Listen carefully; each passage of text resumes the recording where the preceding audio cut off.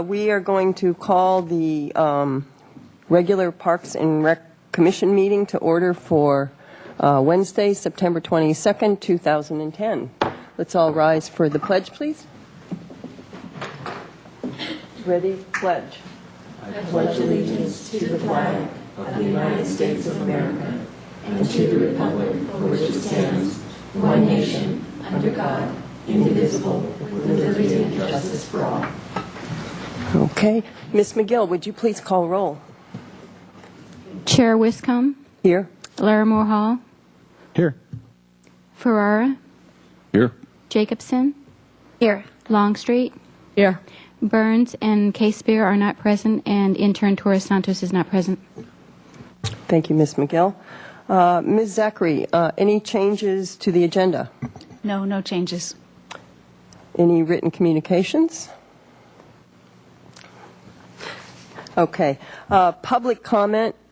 Any member of the public may address the Commission for up to 1 minute on any subject within the jurisdiction of the Commission that is not scheduled for public discussion before the Commission. And I don't believe we have any speaker slips, no one for public comment, so we'll close that. And community service recognition, we do not have that this month. So we'll move on to the Commissioner Committee assignment reports. Shall we just start? Mr. Ferrara, do you have? Yes, I have not been to a meeting since our last meeting. I'm on the pest management liaison there, and I think we'll be having one coming up, but I'm not sure of the exact date yet. Thank you. Longstreet?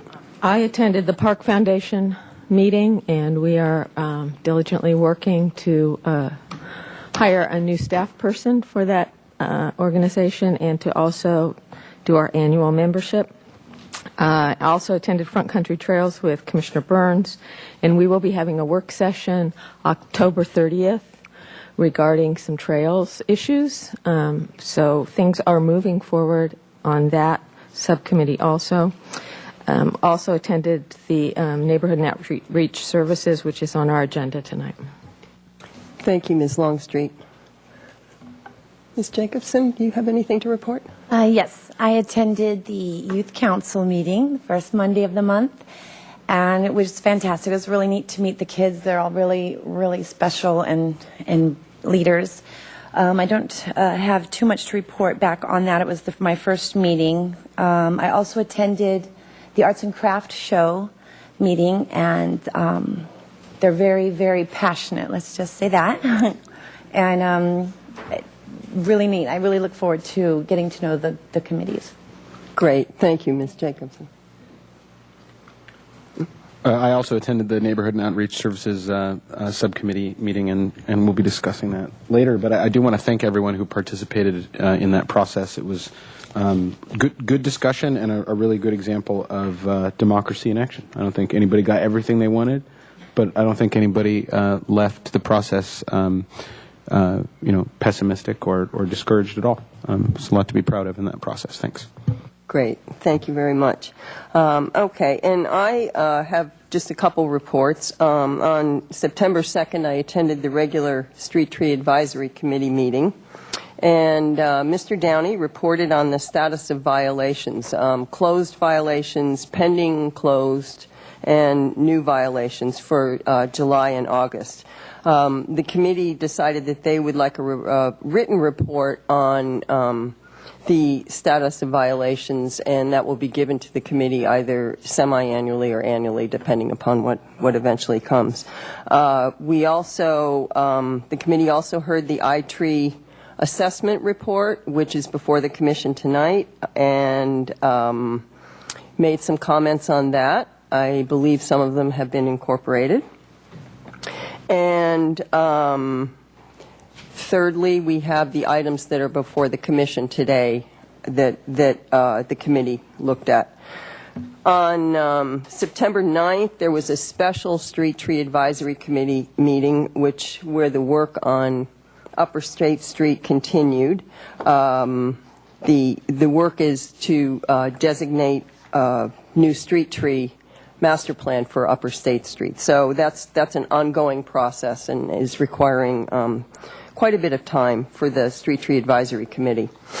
On the 15th of September, the Golf Advisory Committee met. Unfortunately, I was out of town, but I can report that rounds were up in August by about 8% from fiscal year 2010, and that's year to date, sorry. And they also discussed the marketing projects that are ongoing. There's subcommittees met several times, and I've attended those meetings where there's been some marketing brainstorming going on, and they reported on the success and the excuse me, the reevaluations of some of those. So that's all I have to report there. So I think that completes the commission. Mr. Burns, did you have anything on the commission reports? I'm sorry I'm late, and I believe Bibi talked on what we were at. Sorry. Okay. Okay. So now we move on to commission and staff communications. Ms. Zachary, do we have anything there? Chair Wiscombe and members of the Commission, I just have one announcement that I'd like to share with the Commission. It's related to Creek Week, and actually I'm going to make that two announcements. The first one is Creek Week. It's the 11th annual Creek Week. I believe you have a list of all the activities. It's an endeavor that South Coast agencies and nonprofits are involved in, so County of Santa Barbara, City of Santa Barbara, City of Goleta, City of Carpinteria, and it begins on September 25th and ends on October 3rd. And there's activities every single day of the week, and they are hosted or led by a variety of different organizations. And if you have the opportunity to go out and enjoy any of these events, they're often really informative and can be a lot of fun. And they're scheduled at different times of the day, so they can help folks that have different types of work schedules. If you want some additional information, you can go to sbcreekweek.com, and that's on your flyer. And I'm sure there are things that'll keep coming up because people get excited about what goes on in Creek Week. I would like to also just add that Saturday is the Day of Caring, and that's something that the City of Santa Barbara participates in. It's a United Way effort. And for the Day of Caring this year, we have two projects in our city parks, La Mesa Park and then Alice Keck Park Memorial Garden. And then for our task force members, we also have a trail improvement project, the McMenemy Trail project, and that's this Saturday from 9 to noon. That concludes my information. And is there a place where the public can get more information on the trail work going on? Yes, if the public would like more information, they can contact our office, and they can either speak to me at 564-5437 or Santos Escobar at 564-5464. Thank you so much, Ms. Zachary. Okay, that closes commission and staff communications, and we move on to the Youth Council report. Morgan Lunt is here, Vice Chair of the Youth Council, and you're going to give the report. Welcome. Thank you. Hello, Madam Chair, members of the Commission. My name is Morgan Lunt. I'm the second Vice Chair of the Santa Barbara City Youth Council, and today I will be filling in for Diego Torres Santos, who's currently out. Our first item is the youth leadership training that Youth Council had a few weeks ago. We had our annual youth leadership training, and it was an excellent training opportunity for us to review parliamentary rules and bylaws specifically for new members and really get a feel of what it is like to serve on Youth Council and the rules and regulations that we follow for that.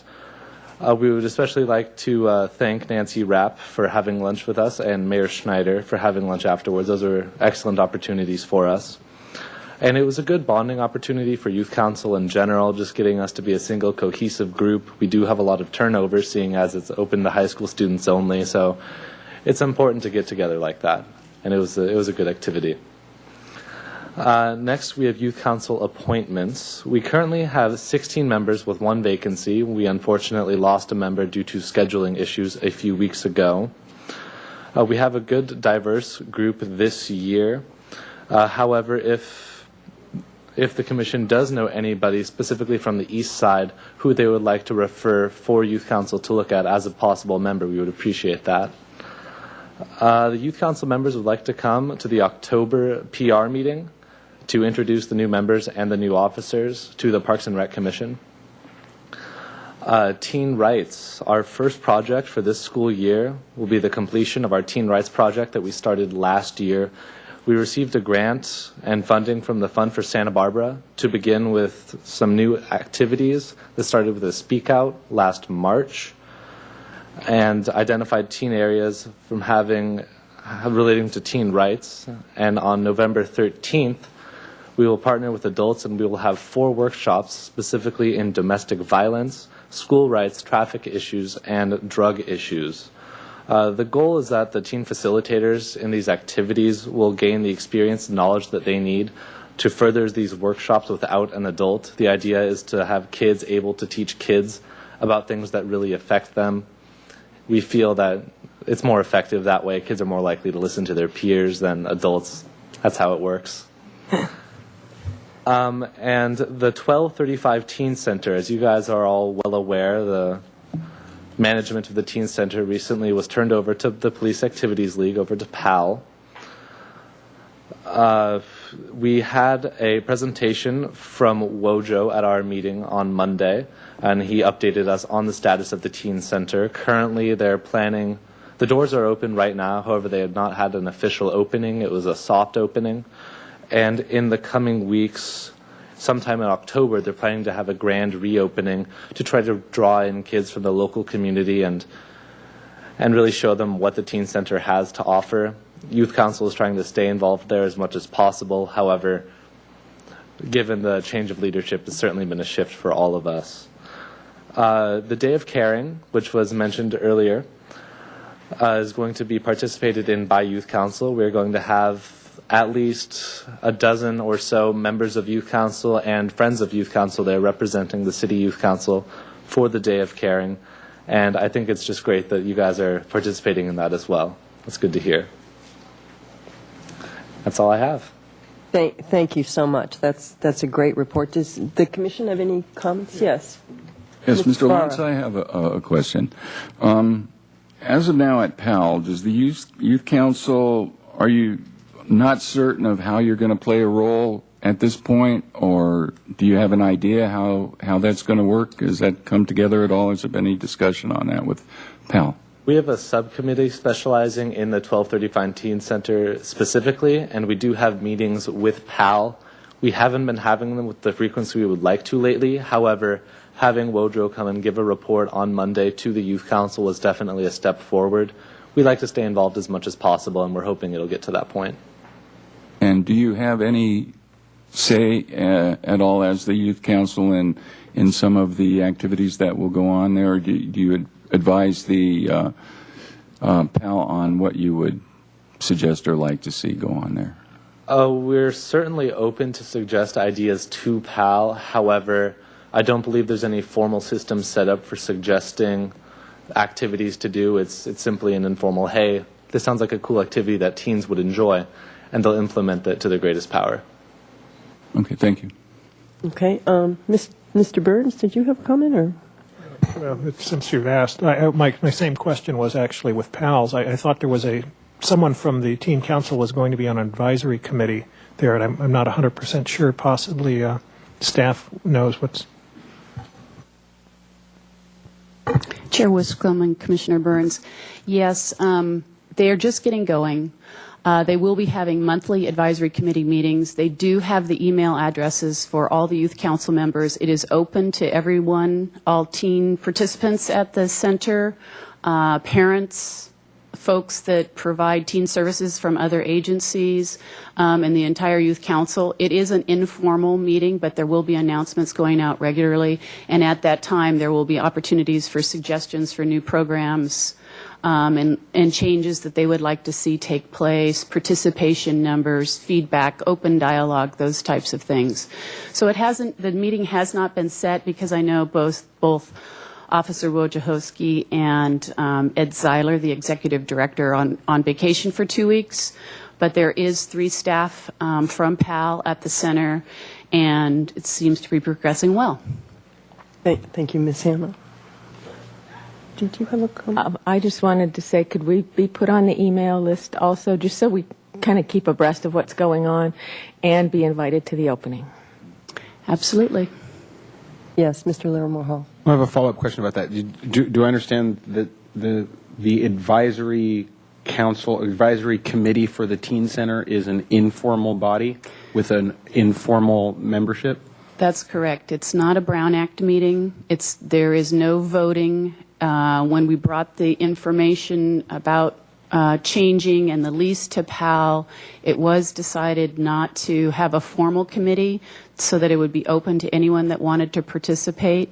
So you'll all be welcome to come and listen and to hear what's going on. We did put in the lease to PAL to have 2 reports at a minimum per year, but I would imagine they'll be coming to Youth Council with information periodically. They really want to encourage Youth Council and for their teen leadership program to work together and see what kind of opportunities are there in the future. Well, I may have to say that maybe this is my fault and I wasn't paying close enough attention, but when I heard that there was an advisory committee for the teen center that would include representatives from the Youth Council, when I hear committee, I think that there's a membership and there's voting, and I'm concerned because there was a lot of discussion about what would happen in terms of programming decisions, all kinds of management decisions for the teen center when it was shifted over to PAL, and I thought there would be a formal voting role for the teen center in the management, and that, I mean, there's a way in which if a meeting or a process is open to everyone and anyone can come and give their input, then in fact, no one really gets input.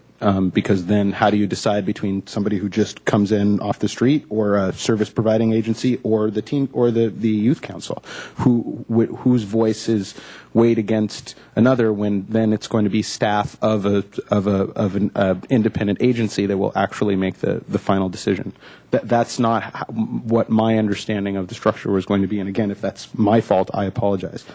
Chair Wiscombe and Commissioner Larimore Hall, we did talk about it, about whether there should be a very, specific representation on this subcommittee. Youth Council has always had a Teen Center Advisory Committee. At times they were very active and at other times not so active. So we started down the road about having specific representation, but we took that information to Youth Council. When PAL and Youth Council met, it was pretty much decided that it would be better to include those that are interested, so there wouldn't be exclusionary for those, and that it wouldn't be voting, because it's really more about input from teens and to gather information for teens as to what they want. If there's grant funding available to expand programs, to add those. There will be staff there. I will be attending regularly.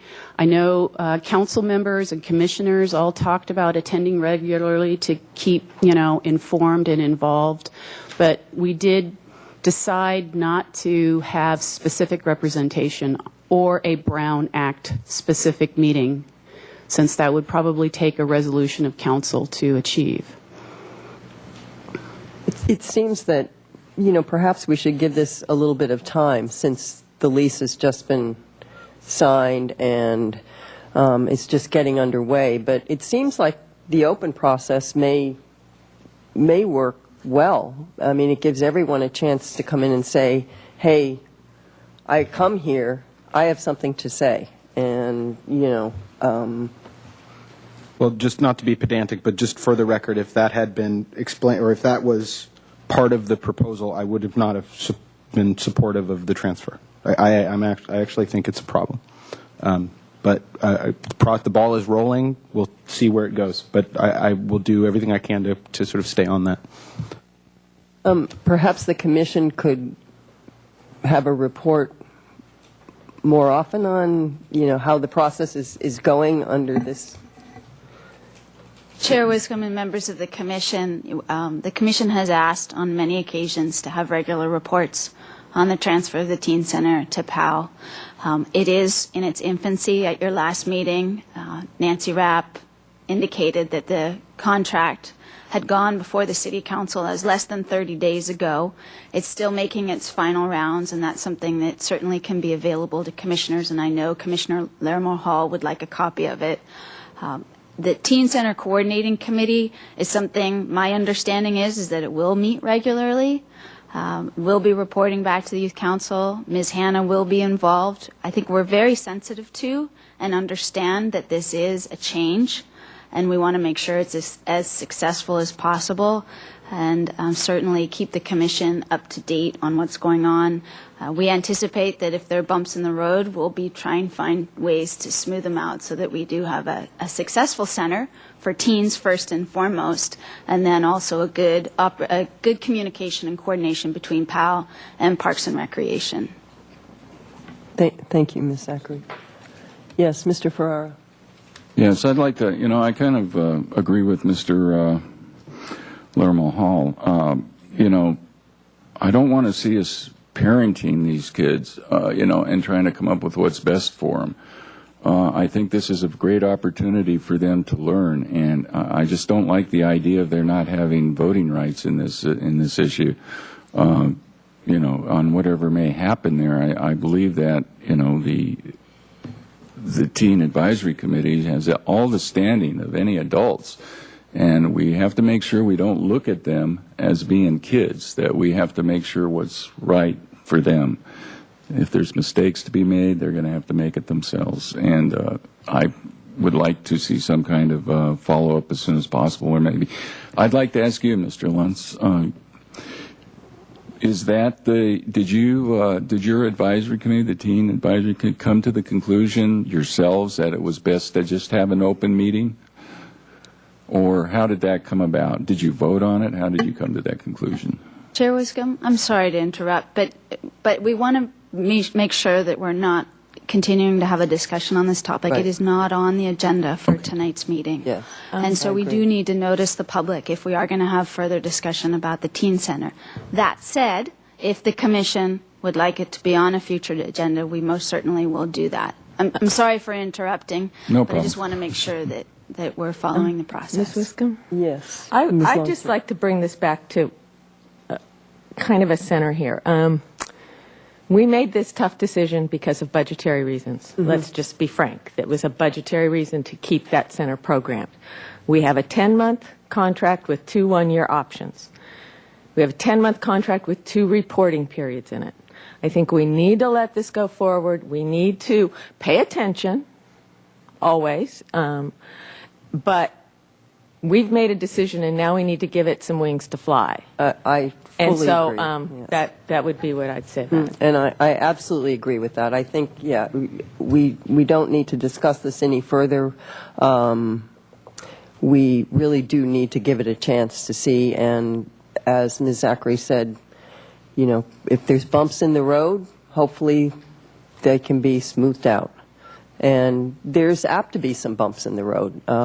Anytime a change like this is made, there's, things that will come up. But I think that the staff and the teens can hopefully iron it out, and it'll go forward and be good. But, okay.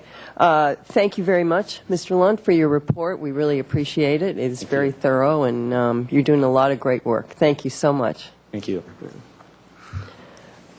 Okay.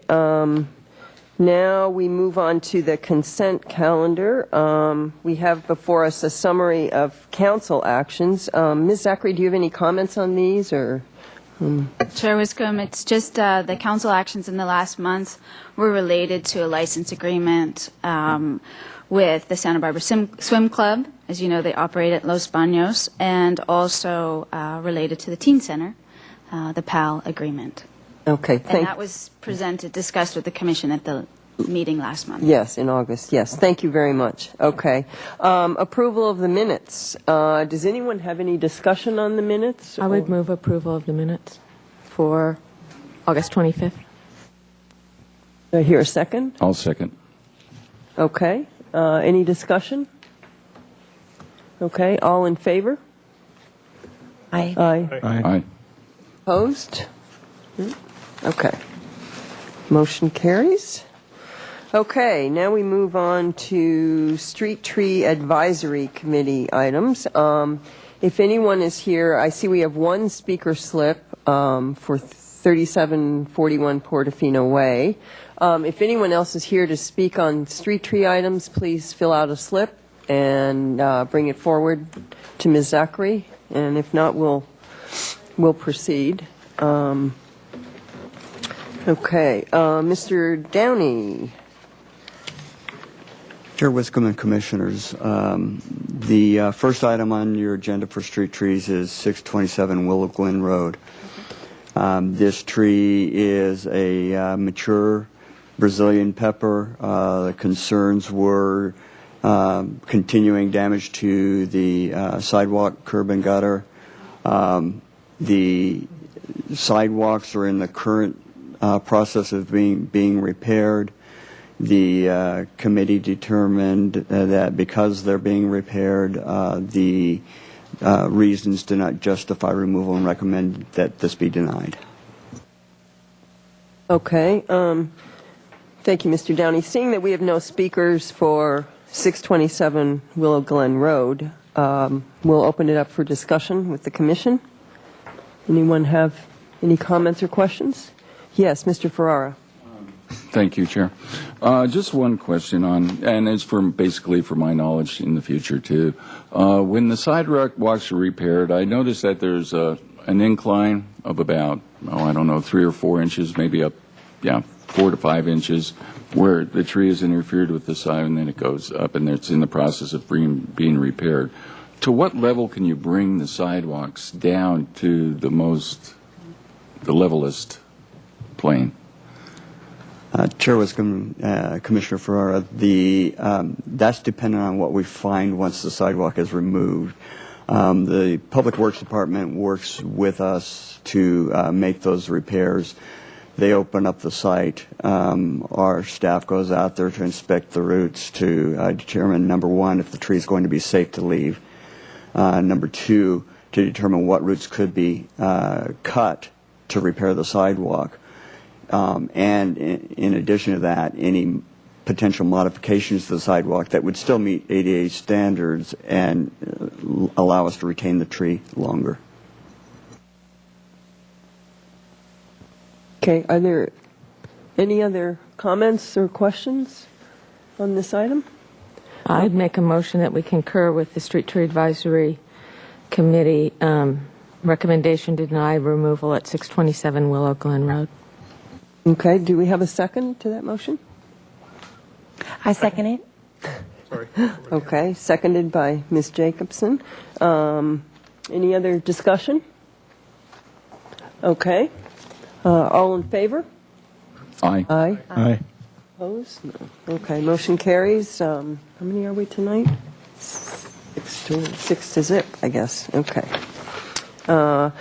Okay, now we move on to item B1, which is front yard setback tree removal request at 230 Lighthouse Road. Mr. Downey? Chair Wiscombe and Commissioners, this application was reviewed by this committee or commission in April of, I believe it was 2009. Yes. At that time, there was a proposal to do a subdivision of the property into 10 sublots. The commission determined at that time it would be best to make a decision about the trees after the decision of that subdivision. The properties have been subdivided. That has been approved. So therefore, this has been brought back to your consideration. The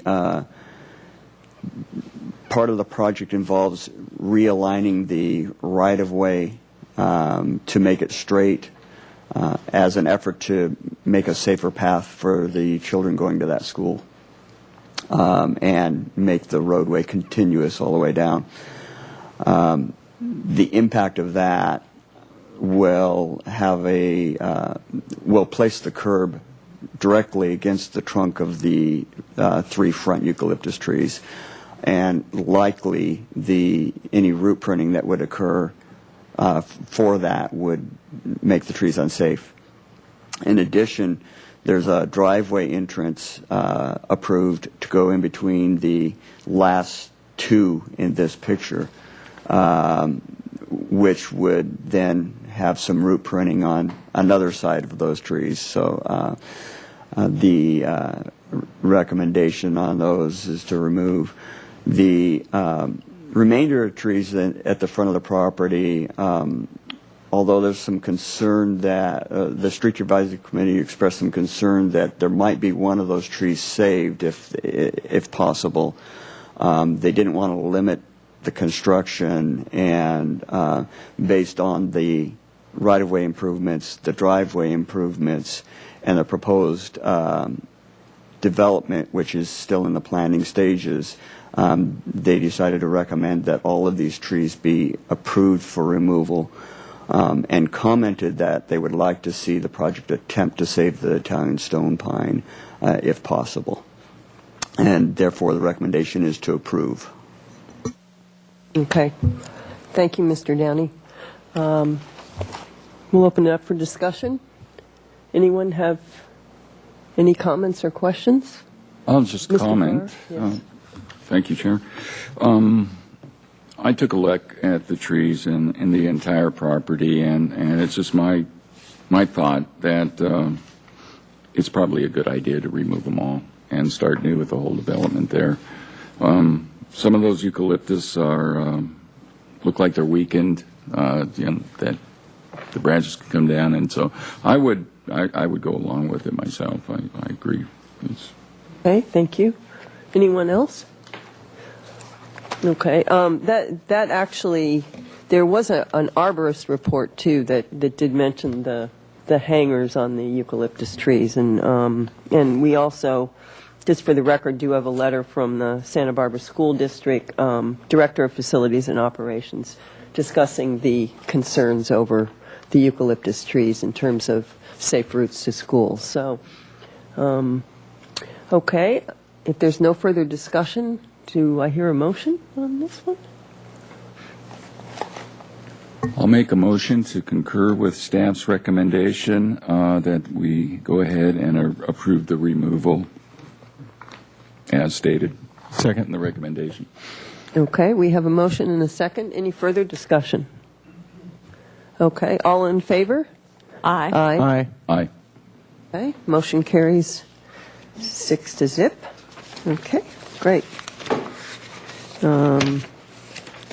Now we move on to 3741 Portofino Way. And this is a setback tree removal request for a Canary Island pine, Pinus canariensis. Mr. Downey?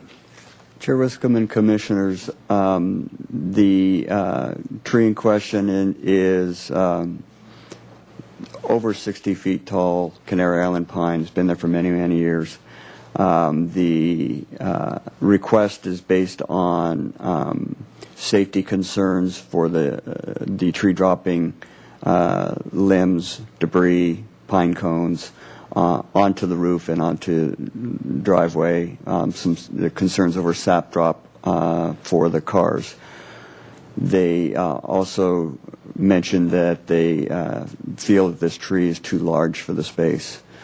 The Street Advisory Committee reviewed this site and determined that through some pruning work, the tree could be salvaged for a while longer, and noted that it's the largest tree within several hundred feet of this area. Would be a shame to lose the benefits it provides to the community. They decided to recommend that this be denied, and that's the recommendation before you. Okay, thank you, Mr. Downey. We do have 2 speakers on this item. We can give you each 2 minutes' time, which is standard. The first speaker will be George Paul, and the second speaker will be Roberta Piatt. Sorry about that. Okay. If you'd like to step up, Mr. Paul. My name is George Paul, and I'm resident on 3741 Portofino. First of all, I got a picture here. That tree looks nice. Or if you look at this from the other side, you didn't see that. I would appreciate if you put that on there and look at it. That looks nice from that side. On the other side, you got like 5 trees in one. That tree was planted about 40 years ago. I bought a place, the tree was there. So I don't think they trimmed them right in the beginning. And I tried my best to keep them clean and trim them and so on. And now it's get to the point they are so big and they're shedding so much needles and pine cones. You'll be there every day. I'm retired. I have nothing to do, and I'll be out every day in the morning clean up the needle and pine cones. And I'm leaving for Arizona for a couple of months, and I have nobody there to. I have somebody, but he cannot come there every day and clean. So that's messy tree, and I would appreciate if you consider that. I don't know if you want to have that down there and show the tree how it looks from the other side. We all have copies of what you provided. Yes. Oh well, yes. Yeah. It we would have. be a nice one to look at. Yeah. Yes, we have your letter and the pictures that you're speaking to I already today. got this later. I took a picture later on the other. Yeah. Oh, you got it? Okay. Yes. Okay. It's all- Okay. it's right here. Yeah. Okay, that's all I have to say. Oh, okay. Thank you. Thank you very much, Mr. Paul. You're welcome. Bye-bye. Okay, and now we'll hear from Ms. Piatt. Piatt. Yes. Okay. Good afternoon. I really won't have to read it because you have the letter. I didn't know, and I didn't see it in the agenda in the back. So, but it's just a letter, and I was just going to read it. So I don't think you need me to read it unless you want me to. Is it the letter? Did you write the letter? Yes. Oh, And okay. George signed it. Okay. It was the third letter. It was. I believe it's the one signed by Mr. Paul. Oh, it's signed by Mr. Paul. Oh, okay. Yes. Okay. Yeah, we do have the letter. Okay. Yeah. So I don't need to read it unless you want me to. It's up to you. Well, for the record, would you like me to read it? You're welcome to. Okay. I said, please have the commission consider going against staff and the Street Tree Advisory Committee on this issue. The Parks and Recreation Commission go along with the recommendation of staff and the advisory committee, which is deny removal of a healthy tree. The tree is over 6 stories high in the front yard of a duplex. It is 11 feet around the tree at the trunk, but is really like about 4 feet diameter. It is overgrown for the street. We have the same issues that the homeowners on Brickerhoff Avenue have about the Canary Island pine tree. We don't have 13 people helping us. We are in a rental area with duplexes, Hidden Valley. The tree needs to be removed for safety reasons. George's son, Robert, slipped on a pine cone and fell on the sidewalk while cleaning the pine needles, and that just happened. Other people can fall, and we could be held responsible and liable. We cannot park our cars in the driveway because of sap, pine cones, and needles. Our sidewalk and driveway are not damaged by roots. Tim Downey, Urban Forest Superintendent, led us to believe we had a chance to have a permit for removal. He did not inform us of the denials that have been made when a tree is healthy, because when a tree is healthy, all of you deny the request. After reviewing many videos with recommendations from the Street Advisory Committee, it is unlikely for the Parks and Recreation Commission will vote to approve and will go along with the staff over the best interest of people's wants and needs. The Street Tree Advisory Committee is made up of 5 people who have the power to make decisions that affect our lives. The decision is approved by the Parks and Recreation Commission, and we're glad to replace the pine tree with another tree. and Tim Downey said he would help us with a selection. Thank you. Okay. Thank you so much. Questions? Ms. Pia. I don't think so. Thank you very much. Okay, now we'll open it up for discussion. I have a question of staff. Okay, Ms. Longstreet? Mr. Downey, you said that the Street Tree Advisory Committee said it'd have a useful life of a while longer. Can you be more specific in where we are in this tree's life and what the expectations are? Chair Wiscombe and Commissioner Longstreet, the tree, as stated, is about 40 years old, has the potential to live up to 100 years in this community. That would be dependent on the level of maintenance. So it's somewhat dependent on what level of maintenance they provide. But it does have quite a few years of valid life left, depending on the level of maintenance. And what would be its expected growth in that lifetime? Is it going to get, is 60 foot about where it tops out, or does it top out at 80 or 90? Or Chair Wiscombe and Commissioner Longstreet, the typical trees of this species in Santa Barbara can grow to be about 80 feet tall. Okay. They will get to that size and then remain at that size for many years. Okay, thank you. Okay, yes, Mr. Ferrara. Yes, okay. I definitely took a look at this tree, and at first, while it was there, I was looking at it from different angles, and it's a beautiful tree, there's no doubt about it. Then I got out and stood underneath the tree and looked up, and as I was looking up, a pine cone fell down. Landed about, 25 feet to 30 feet from me. I went over and picked up the pine cone. I was going to bring it here. It's in my car.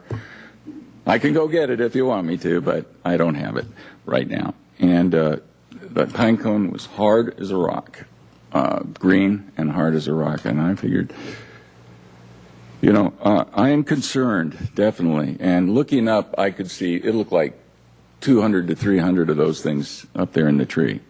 And it hangs directly over the sidewalk where those projectiles can fall. I'm just not comfortable with it. I mean, the tree is a beautiful tree, but it's extremely large for that neighborhood. It's the only tree there on that block that is probably 3 times the size of the other trees on the block. I don't see anything here on who would pay the cost of removal if we decided on that. Thank you. I just don't feel comfortable with that tree. The projectiles and the limbs are far heavier than, well, maybe the eucalyptus have heavier limbs, but they don't have, these pine cones that could be fall. And I know pine cones fall all the time, but it was a wake-up. And today, you guys will probably hear about it in the state parking lot where I work at 130 East Ortega in the EDD building. Yesterday, a big tree that's been there for many years just broke right off and fell down. It was 4:30 in the afternoon, and fortunately, it was over the parking lot, no cars were hit, and nobody was injured, but, and the tree there was just way too big for the space, so I am not comfortable with this tree remaining there. I'd like to see it out. Okay. Thank you, Mr. Ferrara. Anyone else? Yes, Mr. Burns.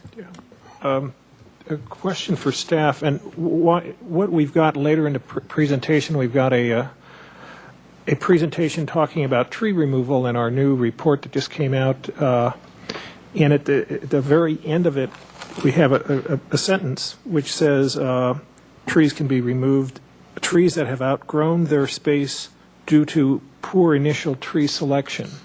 So I'm just wondering, we've always not looked at removing any tree in the past if it was healthy, but now we've got this new document saying that if they've outgrown their space, we might look at removing them. And I just want to get some direction. Chair Wiscombe and Commissioner Burns, the report that you're referring to is really referring to city street trees that are in parkways. and is a management issue that we address when we're looking at tree issues. It doesn't address setback trees on private property. Anyone else? Okay, I have a couple comments because I was at the meeting with the Street Tree Advisory Committee.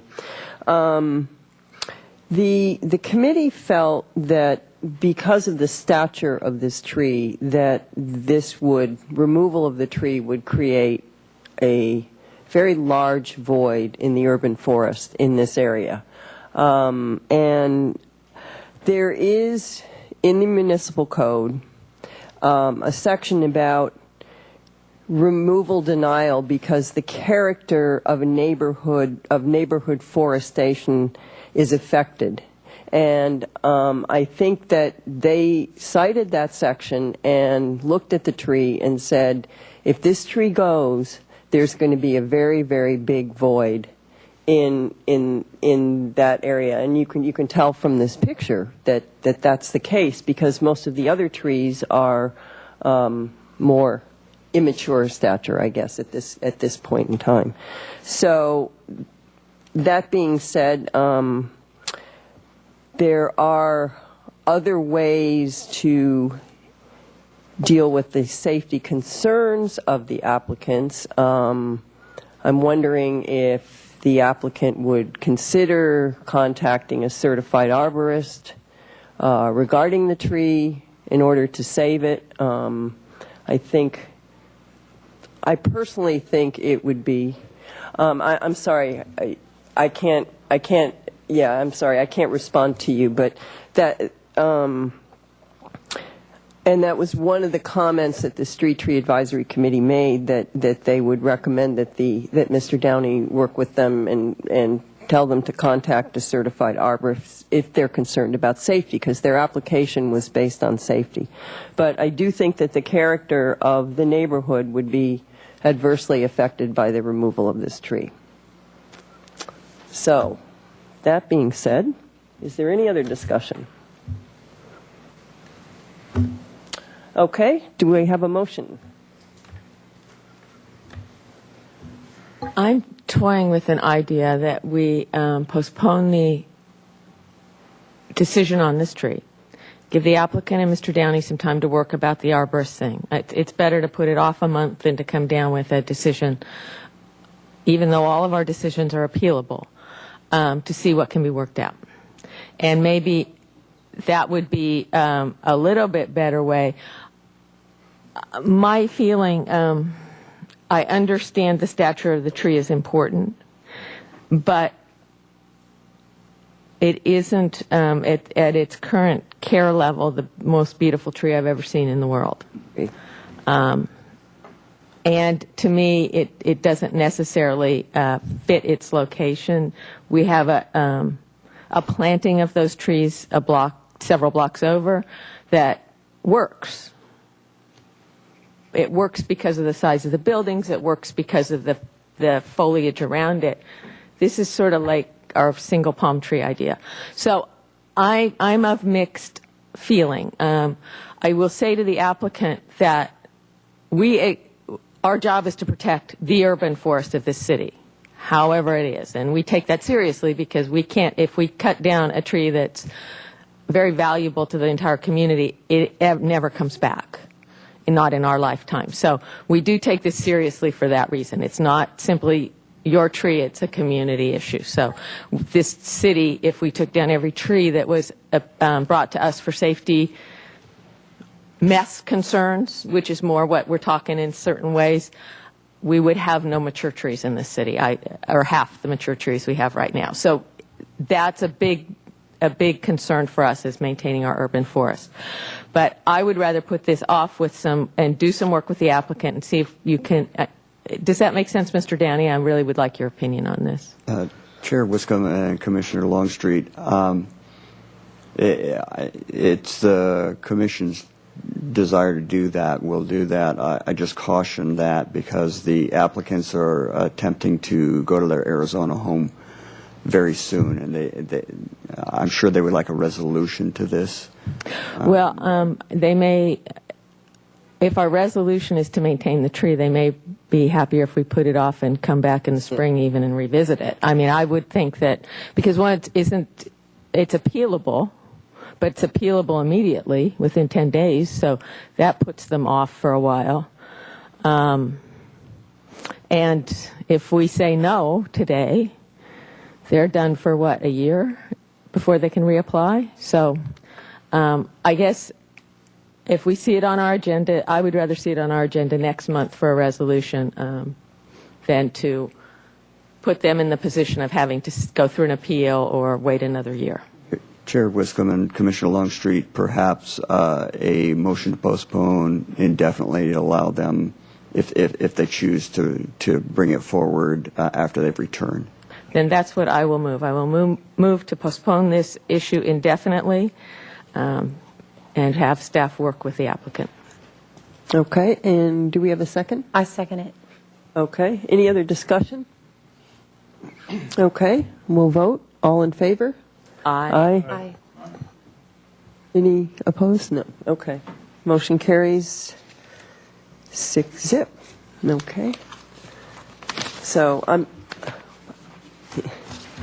okay, so this is postponed indefinitely, and we encourage you to work with the staff and maybe review the recommendations of the Street Tree Advisory Committee and why they made that decision, and perhaps investigate hiring a certified arborist that may have some other ideas for the tree. We appreciate your coming, and thank you very much. Okay. Now we are moving on to a street tree master plan designation change for adoption, and this is at the 300 block of Los Olivos Street. And Mr. Downey? Chair Wiscombe and Commissioners, the 300 block of Los Olivos Street is designated to have oleander as the designated street tree. This last summer we had some extra help come, and we had them provide a report on the condition of the oleander trees in the city because of concerns of a disease that can affect many plants. And we are noting around town that there's many oleander trees affected by this disease. In order to move forward with a plan to mitigate for those trees that have died or are severely infected by this disease, we're bringing this to you so that we can come with a complete plan to remove and replant trees. And that was the reason for the change in this designation, because that disease is so prevalent and passes on to other plants, as well as it's severely damaging the oleanders. The desire is to change the designated species. You will have another item next month for another street that is that section that will complete the designation process for this project. In the 300 block of Los Olivos Street, the Street Advisory Committee reviewed that site and determined that it was important to keep some show of color in the area, and so they chose Rhaphilepis Majestic Beauty to provide that color. That's a pretty small tree. They also felt that it was important to provide some additional shade in the area, so they decided upon the island oak to provide that shade. The intent is to vary the plantings so that there's a mixture of both trees in this section to provide those two benefits. Their recommendation is to co-designate Rhaphilepis Majestic Beauty and Indian and Island Oak as co-designated trees for that section of Los Olivos Street. Okay. Thank you, Mr. Downey. We'll open it up to the Commission for comments or questions. Does anyone have anything? Mr. Ferrara? Mr. Downey, I have a question on the Island Oak. How long does it take to get to that size? I'm thinking that we're putting these trees on the sidewalk there. Am I correct? where the oleanders are now, those will come out, and there'll be street trees. So wouldn't the island oak be rather large for that location? Chair Wiscombe and Commissioner Ferrara, just to clarify, the new trees would be replacing any that are dead or severely diseased. We wouldn't be removing all the trees. We would only remove the ones that are severely affected. Regarding the size of the island oak, this photograph is a very mature tree, one that is likely 50 or 60 years old and growing in an open space where it has no restrictions. I do not anticipate that the island oaks in a tree well situation will achieve near this size, but they will achieve better size than the Raphaelips as well. So let's say down 10, 15, 20 years down the road, island oak outgrows the locations. At that time, we'd have to remove the island oak and come up with another tree. Is that correct? Chair Wiscombe and Commissioner Ferrara, I do not think that this tree will outgrow that space. It will, because of the limitations of water availability, it will not achieve the 45 to 50 feet you see here. It'll be much smaller than that, and I do not anticipate that it'll have significant issues with the hardscapes. Okay, thank you, Mr. Danny. Okay, are there other comments or questions? Yes, Mr. Burns. Just as a quick question of the trees on that street, you're going to remove maybe 3 or 4 of them right now, or what are your thoughts? I think, aren't there like 12? Chair Wiscombe and Commissioner Burns, I don't have those exact numbers in front of me, but there aren't as many affected on that street. This is actually part of a bigger plan citywide to remove all of them. We want to come forward with a plan to replace all the ones that are severely affected or dead, and do it as one project. In order to do that, we need to designate new trees for sections that are designated oleander, so that we don't exacerbate the problem. But I believe in that section there's 2 or 3 that are affected, and there are 15 or so in that block, oleanders. Yes, Mr. Ferrara. What's the name of the disease that they're suffering from? Chair Wiscombe and Commissioner Ferrara, the disease has many forms. The form of the disease that affects oleander is called oleander leaf scorch. It is very similar to the disease that affects the grapes from a insect that passes the disease along, called the glassy-winged sharpshooter. It has varying, minorly different forms depending on the species that it infects. Thank you. Yeah, the glassy-winged sharpshooter is a serious concern in this area. So, and that is, the vector for the oleander leaf scorch. So, any other? I'd make a motion that we accept the street tree master plan change for the 300 block of East Los Olivos. Do you have a second? Let me second it. Okay. Any other discussion? Oh. Yeah, just possibly at the next meeting, when we talk about the next group of trees, maybe we can have the broader view discussed at that time of what the master plan is for all the trees. Thank you. Okay. Okay, no further discussion. All in favor? Aye. Aye. Aye. Okay. Opposed? Oh. Aye. Okay. Okay. So everyone's in favor? Okay. Passes 6-0. Okay, great. So we're done with street trees.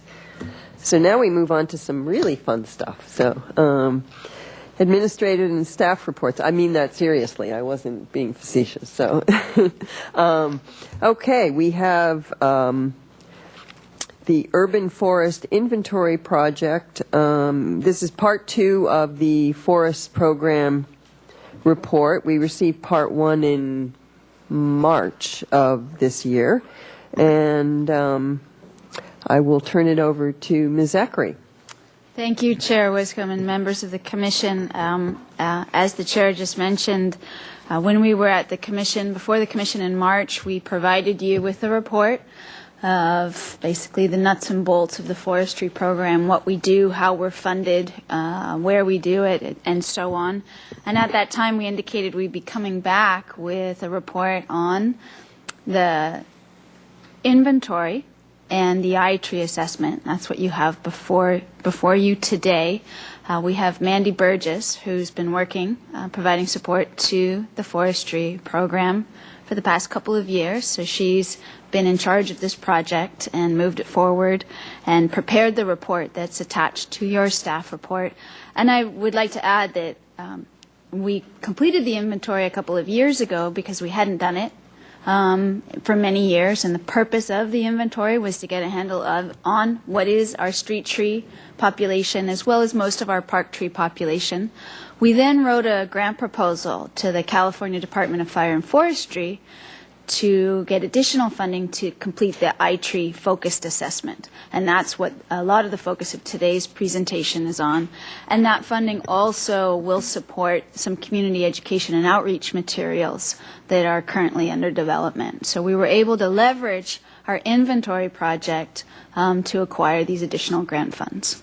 With that, I'll turn it over to Ms. Burgess, and also Mr. Downey will be assisting in the presentation too. Chair Wiscombe, members of the Commission, thank you. So the Urban Forest Inventory Project is composed of 3 parts, and the first part being a comprehensive baseline inventory that was conducted in 2007, a focused inventory on a 10% sample of Santa Barbara street trees conducted in 2008, and then the development of education outreach materials that's ongoing. Just to take a look at the baseline inventory, this was a full inventory of all Santa Barbara city street trees and 75% of the park and public trees. The other percentage that were not included in the inventory weren't included because of time and budget limitations. And the data collected was GIS data points, the tree species and size, utility and infrastructure conflicts, any maintenance needs. And all this information is housed in a database called Arbor Access. And what Arbor Access is a daily management tool. Updated frequently as work is conducted. You can create work orders from this database, research previous work, and it's really a one-stop shop for all the information we need to know about our trees. It helps us field calls. It helps us in our daily management of the maintenance of trees. If we look at the results, we inventoried 36,657 street tree sites. Of those, we found 3,372 vacant sites and 92 stumps, and these are potential opportunities to plant new trees. In our parks, we inventoried 9,300 park trees. Again, the parks, some of the areas not inventoried, Rattlesnake Park, Parma Park, Laurel Canyon, some of these larger open space areas. And we expect that there's at least 3,000 or more trees found in those areas. Since the time of this inventory, again, 2007, we've had a net increase of 450 street trees.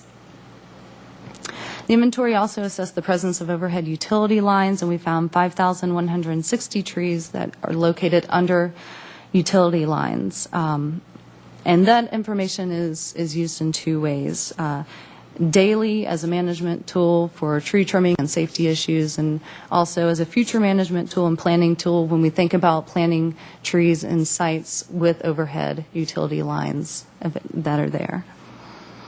And so Santa Barbara is a diverse place, 456 different species of trees, the coast live oak being the most abundant, followed by the jacaranda, Mexican fan palm, and queen palm.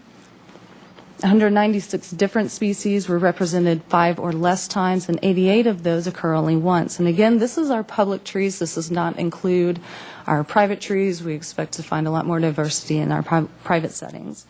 And so what this says to us is that we have a diverse community, and we also need to be diverse in our management practices. This is a slide of street tree age, and you see lots of young and middle-aged trees, and basically this is a graph of a healthy urban forest, lots of young and middle-aged trees to replace the older ones. Park tree age, similar trend, which is good. And so now looking at the focused inventory, we used a program called Stratum. And what this is an analysis that quantifies the dollar value of aesthetic and environmental benefits. So it's looking at energy conservation, air quality improvement, carbon dioxide reduction, stormwater control, and property value increase. This program was chosen not only for its types of analysis, but because it's easily accessible, it's free by the USDA. It was made by urban forest managers for urban forest managers who understand working on limited budgets. It's user and data friendly, and it incorporates the costs as well as the benefits, and for that reason it's a planning tool as well. If we look at the methodology of Stratum, what we did was we downloaded our program, and using the city centerline data, we generated a random sample of street segments that we would then go inventory. And this equated to 350 street segments, or roughly a 10% sample of our street trees. So with our street segments in hand, we enter the field and we start collecting our data on our handheld device, our PDA. And we collected land use, location of the tree, tree size, sidewalk damage and wire conflicts, and the condition of the tree. And so when we look at the results of our focus study, we analyzed 4,991 trees and 705 unplanted sites. Our population is comprised of roughly 25% deciduous trees, 53% evergreen, and 22% palms. Our 5 most abundant tree species being the jacaranda, queen palm, king palm, Mexican fan palm, and the fern pine. And so the next slide, and so we also assess street tree canopy cover, and that is defined as the percent of street and sidewalk area covered by trees.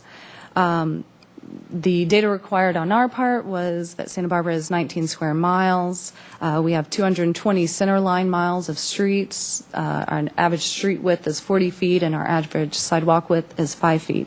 That information, combined with the data that we had already collected about the tree species and age, equated to a 19.22% canopy cover over our streets and sidewalks. This next slide shows the ecosystem benefits. You'll see, I'm not going to go over everything on this slide, but you'll see ecosystem service, the total annual dollar value, and the value per tree. And so energy conservation is in terms of gas and electrical savings. If you look down below at aesthetics, the value per tree is $69.09. That far exceeds any of the other ecosystem services. And that's in terms of property value increase. And so our total annual benefits were greater than $3 million. We had an annual maintenance budget on an average year of $952,000 for net annual benefits of $2.1 million. And so what that says is for every dollar spent on tree care, we're receiving $2.14 back to the community as an ecosystem service. So our benefit cost ratio is a 2.14. And we compared this to other cities, and as you can see, we're better than average, and we'd like to stay that way or grow. And again, this is a snapshot in time. This is what Stratum sees our population to be now. So we do expect this to change as trees go older and die and younger trees are taking their place. And also as we invest more of our resources into the tree population, we do expect this number to change and hopefully grow. Oh, yes. The cities you see up here for comparison were selected based on cities that have done a stratum study within the last 10 years and also manage roughly 30,000 trees, give or take.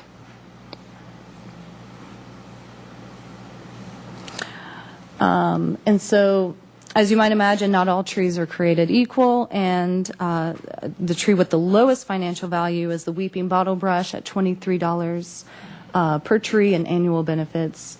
Palms make up a large part of Santa Barbara's urban forest, $35 a tree in annual services. And the red flower gum was the highest at $388 per tree in annual services. The Coast Live Oak is up there at $181, and I threw up some other trees that you can see that provide greater than $150 in annual environmental services. And so we also assess the infrastructure conflicts in terms of overhead utility lines and sidewalk heave conflicts.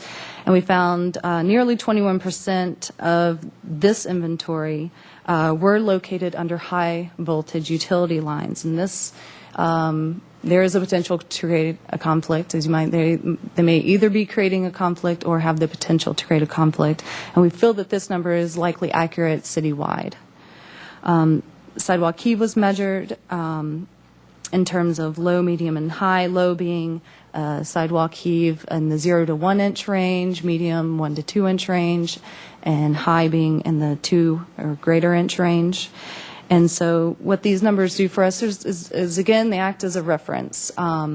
If we see areas or trees that are problematic, we use this as a tool for future planning and address those problems appropriately. And so, we have this great value in our urban forest, and some of it is less tangible aspects, not quantifiable, in other words. And we have this horticultural heritage to maintain. We have 456 different species, with more in private yards and gardens, and it's a legacy that we want to maintain. Energy savings, shade reduces the need to heat and cool our offices and our homes and buildings, and we need to look at this as a resource to help us reduce our use on fossil fuel, to prolong our asphalt. Air quality, trees are natural filters, and as we increase our canopy cover, we're going to increase our air quality improvement. Water quality, stormwater is the single largest source of water pollution in Santa Barbara, and again, we need to look at trees as a natural solution to these problems. We spend millions in infrastructure, and we need to think about ways to curb those costs. Property value increase. It's well documented that property values increase with trees on the property. Studies show anywhere from 1% to 10% of an increase, depending on the size and the type of the tree. And then some of these less tangible aspects are the parks and open space, quality of life and habitat, but they are no less important. We need the shade, we need the open space, the opportunities to get out of the urban setting. We need the wildlife, we need the overall setting, and some would argue we need to walk out our door and feel that we're walking into a park the second we walk out our door. And so anyways, it's a quality of life that Santa Barbara residents have always said that they want and need. And so we've collected our data and we've analyzed the results, and now we kind of start to ask, okay, where do we go from here? And that's where an urban forest management plan comes in. I have a list up here of our next steps and key questions, and what an urban forest management plan does is help you to develop the answers to these questions, create a path, and develop the goals and create the path for sustainable and educated management. The next slide. Again, more key questions for us to be asking, and the bottom bullet down there, achieve these objectives given the limited maintenance budget, is a question that we will always be asking and always be working with. And so the third component of the urban forest inventory project is the creation of a community guide. This is underway. We expect to see it sometime in November. And what this is an educational tool and a how-to on how to plan, plant, and care for your tree.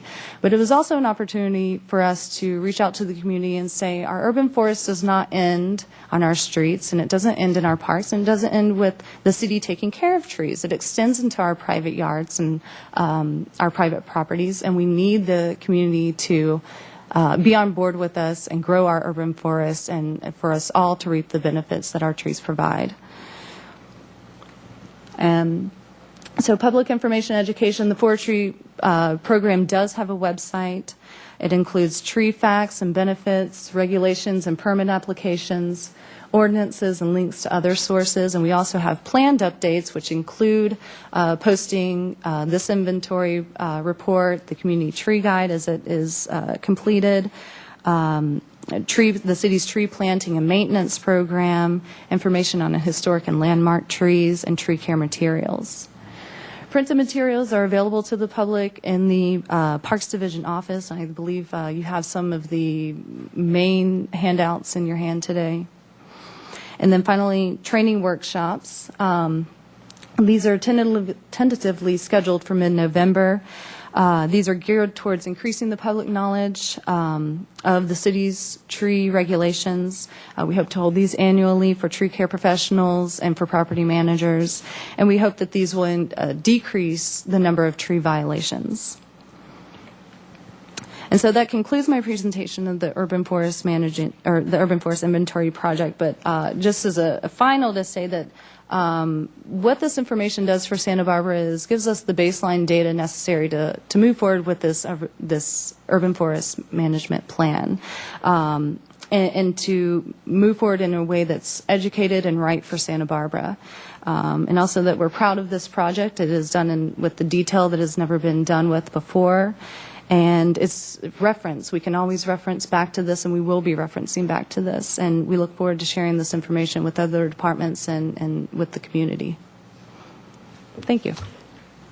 Thank you very much, Ms. Burgess. And I have to commend staff, and this is a great report, and I think it goes a long way, not only as a management tool, but as an educational tool, and it's going to become invaluable as we move forward. It's really nicely done. Thank you so much. Okay, I'll open it up to the. I don't assume we have no speaker slips, so there's no public comment. We'll open it up to the commission for comments. Mr. Ferrara. Oh, Ms. Longstreet, sorry. Yeah. I really enjoyed this report. I learned a lot. And I'd really like to see this presented to council, this information, because I don't think anybody quite knows the extent of our street tree inventory or thinks of it in terms of its value. So that was a great educational piece for me. And, you know, I've been doing this a long time, but I also, one of the things that especially jumped out at me is maintaining these goals will require consistent and sufficient funding. And I know we have a good source of funding, but it goes beyond the street trees. I'm thinking where our diversity is going to come into play is in our parks, not necessarily our street trees, since there's such limited planting space. And we don't have any funding for that aspect of our urban forest. So I really do appreciate all that I learned here. Now, one of the things that struck me, this 19.22% canopy cover. How do we compare with other cities on that? And by seriously looking at our plantings on street trees, do we get that number higher if we need to? Chair Wiscombe and members of the commission, many of our Southern California cities did not disclose that information, likely because it's very low. Some of the cities that we had compared our benefit cost ratio were in the 2% range. And then some of the areas, as you might imagine, New England, Seattle, they have, 30%. Yeah. And so there are out there being the USDA and another, I'm forgetting the name, American Forest Society, something to that effect. They are trying to promote canopy cover percentage goals. And so I don't have those numbers on hand, but they've divided it up appropriately to the regions. Somewhere like Seattle might be reaching for a 40% goal. It's kind of the east of the Mississippi, west of the Mississippi thing. But we are, again, not a lot of Southern California cities disclose this information, but I think that we are much higher because of their non-disclosure is what I think. And, Chair Wiscombe, if I could expound upon that just a little bit. The agencies that did report their shade coverage amounts, we fit into the mix pretty similarly with the other slide you saw with the cost-benefit ratio. We're right kind of in the middle, on the upper end of the middle of those cities. And the thing that I would really point out is all of those cities that had greater canopy coverage than us were developed out of forests long before Santa Barbara was developed. And those forests were preserved within the cities. We started as a barren plain, and we've got here with what we've done. And I think that is something really to be proud of with this community. Okay, thank you. Mr. Ferrara. Yes, two things. One question is, I want to say I think it was a great presentation, really drawn up well. And just make a comment, I think that probably on the Mesa, with all those wires going underground that they plan on doing, it's going to change. Will it be? I'm sure it'll be noticeable in the trees, and and give it a whole different flavor. And also, I'm kind of wondering is there enough climate change to impact many species of our trees that are here now, and how that'll affect our urban forest in the future? Has that been looked into at all yet, or do you think the change is negligible enough not to have to give it a lot of thought? Chair Wiscombe and Commissioner Ferrara, the climate in Santa Barbara is very moderate, and given the fact that it's moderate, the influences of climate change is going to have lesser effect than those areas that have a broader range of climate experiences. Given that statement, I don't believe that it's going to be any considerable change to our climate. Okay, are there other comments? Yes, Mr. Larimore Hall. Let me start with a question. What the ecosystem benefits, the monetized part of the what's in the report? What role do you see that those numbers playing in either the public education piece of this or in the planning and decision making process? Chair Wiscombe and Commissioner Larimore Hall, we plan to use this information wherever we think it might provide a benefit to tell our story. The benefits that this provides the Public Works Department in their asphalt replacement program, this information will help them understand the benefits our trees provide and provide for a even greater cooperation with them in trying to retain our trees. The benefits will be expounded to the community so that they can understand the gains that they can potentially have on their own properties. And any other way that we see that we can use this to leverage and foster a better urban forest, we will do so. Did you want to say something more? Chair Wiscombe and Commissioner Larimore Hall, if I could just add, we wanted to do the iTree assessment for the very reason that we felt like we didn't have a good way to describe the value of our urban forest, at least quantify it. And so the tool that we use is the tool that's available. So it's only as good as the tool that was developed. We felt confident that so many other communities had already used it, and it was developed by urban forest managers. So we think the data is valuable, and it's valuable to be able to talk about our urban forests so that members of the public, decision makers, better understand not just what a tree looks like, but what it does financially, ecosystem benefits. And then also, as Mr. Downey mentioned, for one of the objectives of this project is to give information to private landowners who are planting and growing trees so they can think more about the benefit-cost ratio of having trees, and also the appropriate place to plant those trees so when they mature, they don't outgrow their space.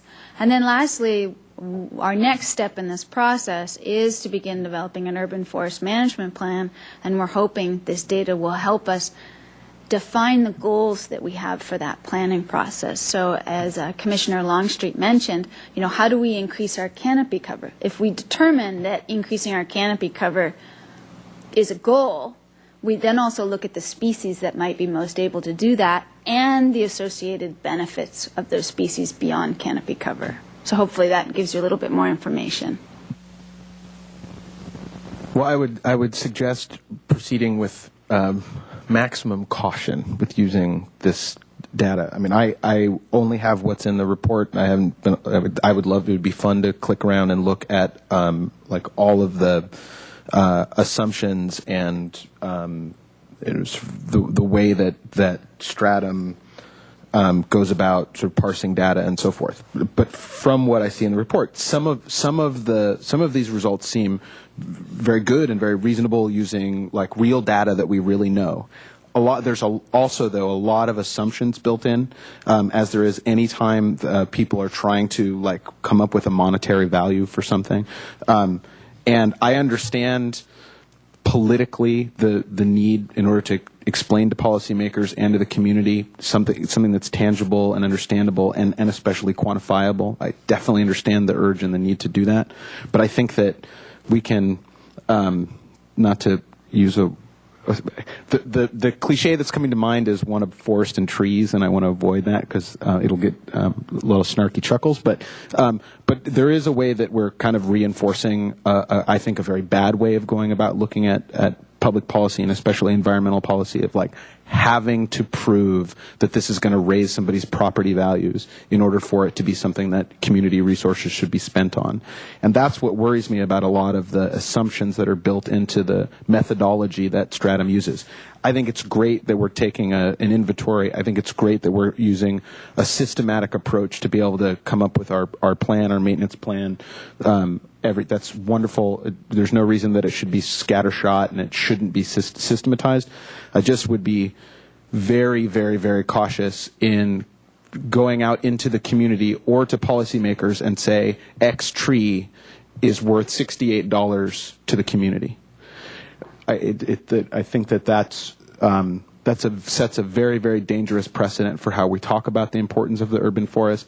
And if you look at how other cities and the state of California are sort of like approaching policymaking, we've done that year after year after year with everything, to the point that things that have tremendous qualitative benefit to the community, because you can't attach a high dollar figure to it, then suddenly is valued less. So I get where we're going with this. I think it's a good thing. It sounds like there are some analytical tools built into that software that are like really good and are very rigorous. But as I would say about economics as a discipline, there's parts of it that really isn't very rigorous, and has a lot of kind of assumptions and assertions built into it, a lot of value judgments built into it. So let's just be really careful with what data we use from this, though I'm glad that we're moving in a direction of being systematic about it. Okay. Yes, Mr. Burns.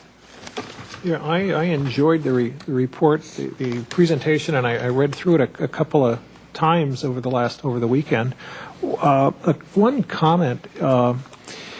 We've talked about our historic trees and our landmark trees, and possibly we might look at our meetings in the future. Maybe spend a minute or so talking about one of the trees just to let the members here and the general public know what we have as our historic trees and landmark trees. We sometimes we forget about them, and it's just as a comment to think if staff thinks that sometime we have a meeting that might not take as long as we expect, that we can cover 1 or 2 minutes on some of the trees.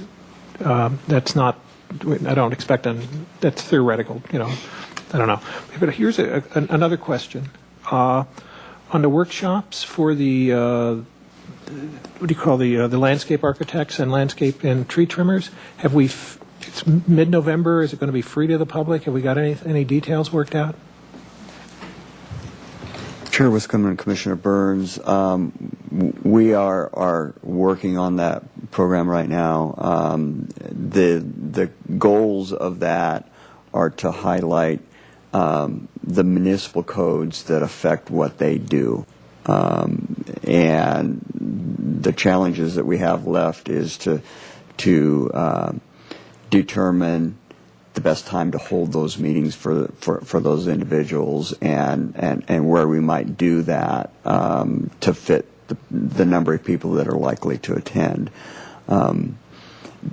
All of the material that they will receive will be based on the municipal code regulations that affect what they do day in and day out. So that material's already been gone over in great detail with this group and many others. But the key is to get it into a context that we can give them something to take away that says, when they want to do X, Y, Z to a tree, this is what the regulations say and what they need to do. I've got another question. You do? Go for it. Go for it. Yeah. Sorry. When you did the, as I try to speak up, thank you.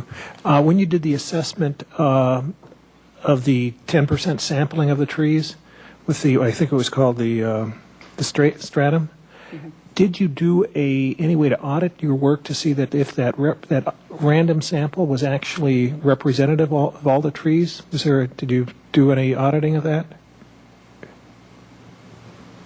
Chair Wiscombe and Commissioner Burns, the data that was collected, once it was collected, we have reviewed that data, and it does provide a good sampling of a large variety, spectrum of trees that we have. In order to come up with the environmental benefits that we were speaking about before, we had to match the species with a species that had some research done on it to come to those determinations, and though that is a shorter list of trees than we actually surveyed. In some cases, we had to take a tree and say, this tree fits best with this kind of tree and would provide similar benefits because it has much of the same characteristics.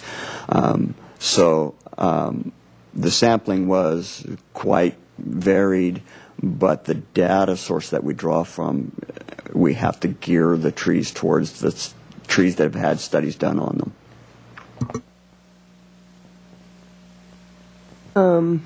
I have a couple comments, if I may. Does anyone else have anything further to? Okay. I guess I feel that the ecosystem benefits in terms of dollar amounts, assuming stratum, and I've got to assume that it's a well-respected research tool. I would like to see that given to the public. I think that's very beneficial as long as it's well explained that this is what we're using. I found, for every dollar spent on care results in $2.14 in benefits, or the annual dollar savings on CO2 reduction is $1.02 per tree, is very valuable information and information that the community can relate to, and really gives. There was so much in the ecosystem benefits that I think gives a great summary of how valuable our street trees are and our urban forest is in this city. So that's my comment on that. I'd like to commend the department on planting 2 times as many trees as were lost, a net gain of 150 trees last year. I thought that was great. Excuse me. And I also hope that this tool gets used for the Street Tree Advisory Committee on making recommendations and designating new species to provide diversity within our urban forest. And, excuse me, my last comment is I do have some concern about the age of our park trees, considering that they're all very similar in age. And I think this will be a great tool to initiate some action to start to change that. So, anyone else? I've got some, thanks. Okay. If there are no other comments, we thank you all very much. It was a great report, and I think it's going to be exciting moving forward with it. Thank you so much. Okay, we have no old business, so now we move on to new business. And restructured neighborhood and outreach services advisory committees for action. Ms. Zachary? Chair Wiscombe and members of the Commission, Sarah Hanna, Recreation Programs Manager, will provide the presentation. And I would just like to note for the Commission, we are asking you to take action on this item tonight. We have 2 recommendations for you. One is to approve the proposal for the Neighborhood Advisory Council and forward that to City Council for consideration. And the second is to provide a recommendation to the City Council on how to proceed with recruitment for the Neighborhood Advisory Council. And with that, I'll turn it over to Ms. Hanna. Good evening. I wanted to start with a little background and walk you through how we got to the place we are today. In response to increased youth violence and the social and economic hardships that have been affecting our neighborhoods and families, and some of the physical conditions that are in some of our underserved neighborhoods, the department looked at ways during the development of the fiscal year 2010 budget to improve how to identify the needs of the neighborhoods, the delivery of programs, how to improve community connections, and how to prioritize use and delivery of city resources within these neighborhoods. The department proposed a merger of the community services and teen programs into one, Neighborhood and Outreach Services. It was supported and embraced by the Park and Recreation Commission and also the Youth Council. And at the same time, we started to look at the 3 community center advisory committees. The community center advisory committees had always been focused on the operation of the community centers, and we looked at an idea to shift the focus to one neighborhood advisory type council that would refocus and look at ways to support neighborhood-based representation and advocacy. This proposal was also embraced by the Council and the Commission, and to move forward on the proposal, the Commission created a subcommittee of 10 members, 2 commissioners, 2 members from the Franklin Neighborhood Center Advisory Committee, 2 members from the West Side Center Advisory Committee, and 2 from the Lower West Side Center Advisory Committee. They all have different names, so I always get confused. And then there was also 2 members from Youth Council. And last fall, this subcommittee began to meet. There was also additional resident and partner meetings held out in the community center because we wanted resident input. And the proposal slowly developed over about 6 meetings of the subcommittee. The draft proposal was taken back to the individual advisory committees and to Youth Council for input. and it returned to the final meeting on September 9th of the subcommittee. One thing I wanted to say is that Mayor Schneider participated in the subcommittees regularly. The proposal, when it returned to the subcommittee for its final review, had already been reviewed by our city administrator, the city attorney's office, and the city clerk's office for any minor tweaks that they may think need to be included. But at the final meeting on September 9th, the subcommittee voted to support the proposal that is attachment 1 within your packet. I want to walk you through this proposal, both looking at attachment 1, and then there's kind of a cheat sheet table starting on page 3 of the report that talks about the old community center advisory committee elements, and the key changes are outlined as to what changed when it went to the neighborhood advisory council. To begin with, the neighborhood advisory council name, the 3 advisory committees had always been community center advisory committees. So this is a change, kind of demonstrating advice for neighborhoods and the reflection of neighborhoods. And that was probably one of the easiest things we all agreed on very early into the, into the process. The general purpose of the community center advisory committees had always been to advise council and staff on the maintenance, operation, management, and use policies of the centers and other matters upon request. So really very center-based, not neighborhood-based, not resident-based, but what was going on in the center, and specifically the services that were being provided at the center by the department. So there wasn't really the general purpose statements. There's a general function of the advisory committees, the neighborhood advisory council. We didn't find that to be a general function. We went more with what was the purpose. And the purpose is mainly to provide advocacy for residents, be there as a vehicle for community input, and to assist in the mobilization of resources to support capital and service needs and improvements that would support resident wants and needs. The community center advisory committees did not have very specific duties beyond advising on the community centers. The subcommittee felt very strongly about really expanding the breadth of what the duties and responsibilities of the proposed neighborhood advisory council would do.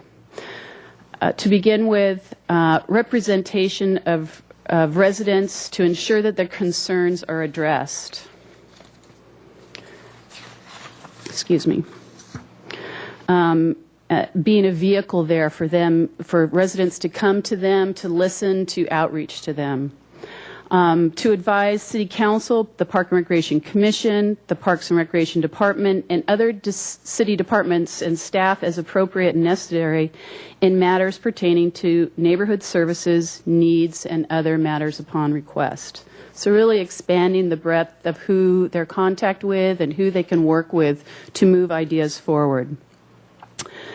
To establish priorities regarding social service and capital needs, and to work with the Neighborhood Improvement Task Force, to work with the Community Development and Human Services Committee, and to make recommendations about funding and the use of funds that the committees were deciding on, prioritizing the funding needs. Also to advise the neighborhood and outreach services staff on resident outreach, program participation, service participation, and possible community service projects. How can we make effective changes out in our community, and also to advise staff on that. They also, another one was to advise the Neighborhood and Outreach Services and the Park and Recreation Department on maintenance operation of the centers. So we continued on with that. It's a very integral part of these neighborhoods, and we want to make sure that is supported and continued. Outreach and facilitate resident voice through committee and town hall meetings as special issues and concerns come up, to hold special meetings, to find agencies or representatives that can address these issues, to meet with residents and so that their voice is heard and solutions can be found. And also to appoint subcommittees of residents and resident advocates, as well as advisory committee members, to address neighborhood concerns when appropriate, and then to bring those concerns and solutions back to the main neighborhood advisory council and report back to them for their advice.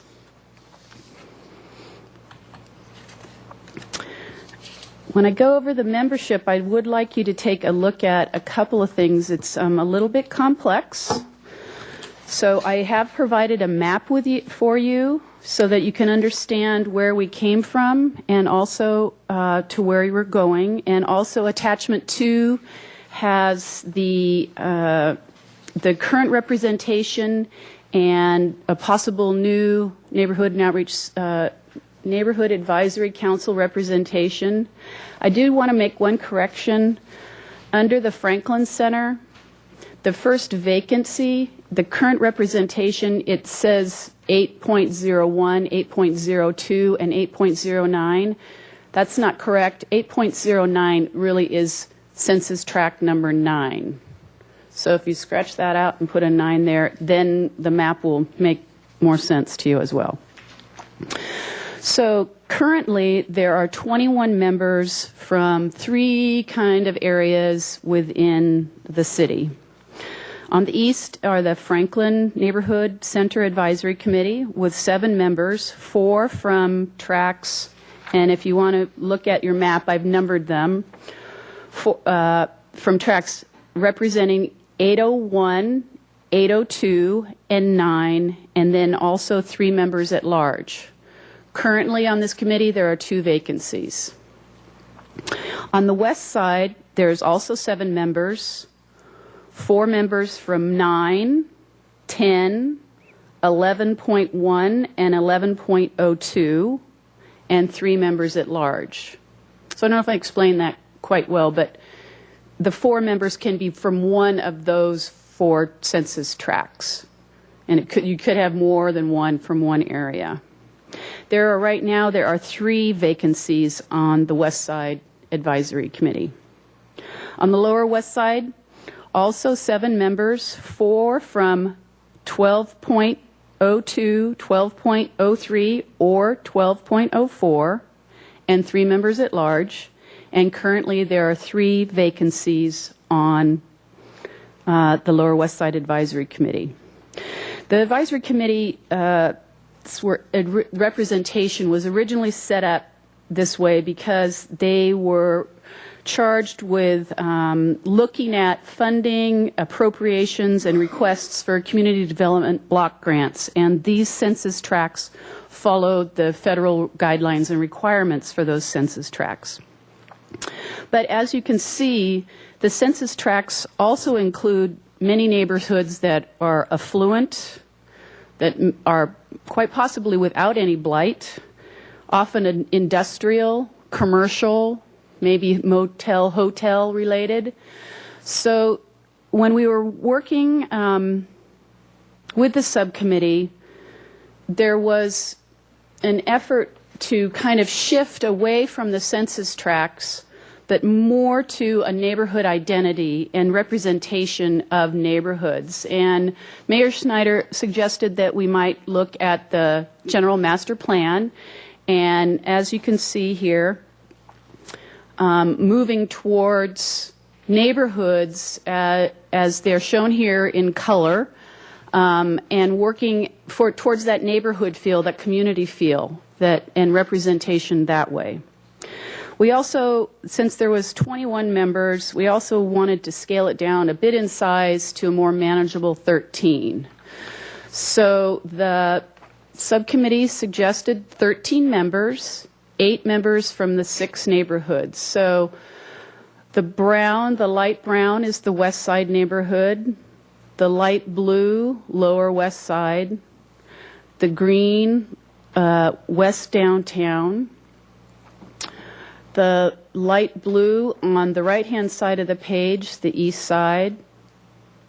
There's kind of a taupey, purpley color, that's the Lower East Side, and then a light purple Laguna area. So in many cases, it took out the commercial areas, it took out the waterfront areas, because those are mostly affluent or commercial, some of the industrial areas, that type of thing, and really targeted to the neighborhoods themselves. They also went further in saying 8 members from the neighborhoods, 5 members at large from any area in the city, a maximum of 3 members from any one neighborhood to try to balance out the committee, and up to 3 youth members to bring youth voice. They would also have to be city residents. All of the members are city residents, and they are not required to be qualified electors, nor is that required. That compares to, so I've kind of gone through that comparison, 21 members down to 13, and a little bit different shift in the neighborhoods themselves. We also previously only had a city council member and a park recreation commissioner as liaisons in each of the community center advisory committees. The subcommittee suggested to add someone from the community development and human services committee, and also a youth council member to add voice, some different perspectives, and so that they could also build the relationship between the neighborhood advisory council and these other agencies, because we would be working together on projects and solutions and identifying problems and bringing solutions. So it was a good way to improve a relationship between the agencies and this new advisory committee. It was also suggested that as specific topics may arise, that other liaisons may need to either temporarily or long-term be appointed so that they could serve as knowledgeable additions to the committees. Oops. The organization of the old advisory committees and the new proposal is very closely the same, meeting once a month. We've talked about that the location would vary around town so that neighbors in different neighborhoods could be included. It would be a Brown Act meeting. And the subcommittee also talked about, I think this actually came forward from the Franklin Advisory Committee, is that after 3 unexcused absences within a 12-month period, that the member would result in removal of the member. And the reason for that suggestion was that they want an active committee and people that are participating, and they don't want folks that aren't going to be showing up. And if you have other commitments, attend to your commitments, but we really want an active committee with a good voice for residents. And then also to have special meetings or public forums or town hall meetings as special concerns come forward. The length of term is the same, of 4 years. We also want to extend having the staggered expiration, so experience on the committee continues. And we also suggested that committee members could be appointed to multiple terms. And just to point out, this happened frequently on the advisory committees before, the community center advisory committees, but it hadn't been in the proposal or in the resolution, so this kind of just firms that up.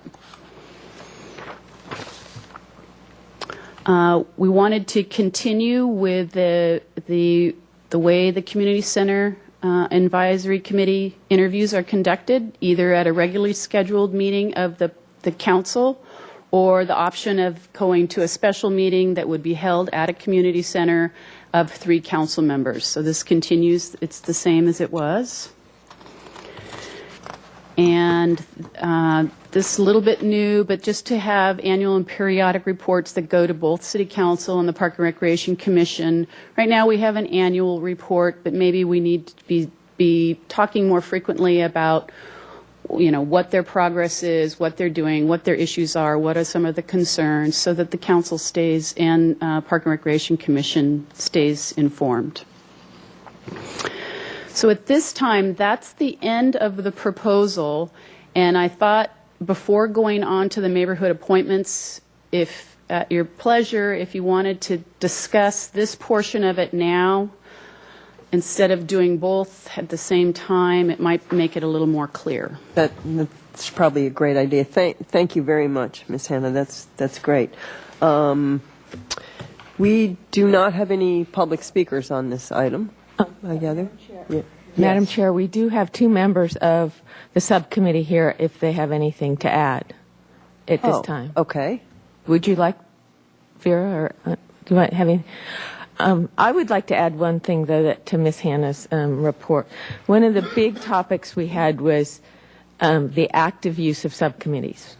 We really want this to be a vehicle for as many people to be involved. And although our membership on the advisory committee is 13, that's not how, we don't see it limited to 13 people. We see it being much more inclusive than that. So. Okay. Thank you.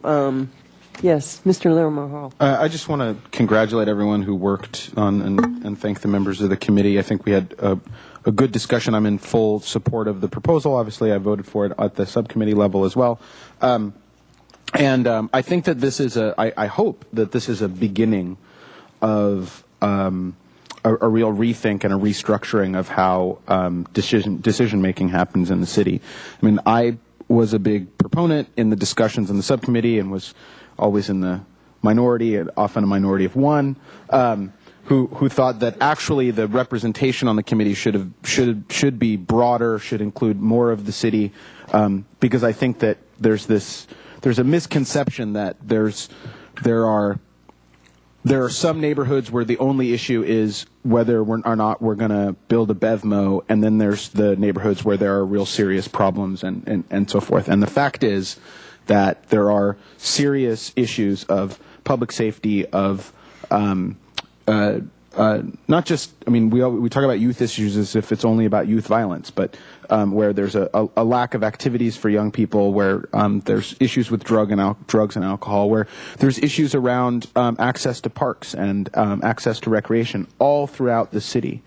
And I would like to see city politics and the discussion that we have broadened away from issues that are sort of like small hot button issues but get a lot of media and a lot of attention.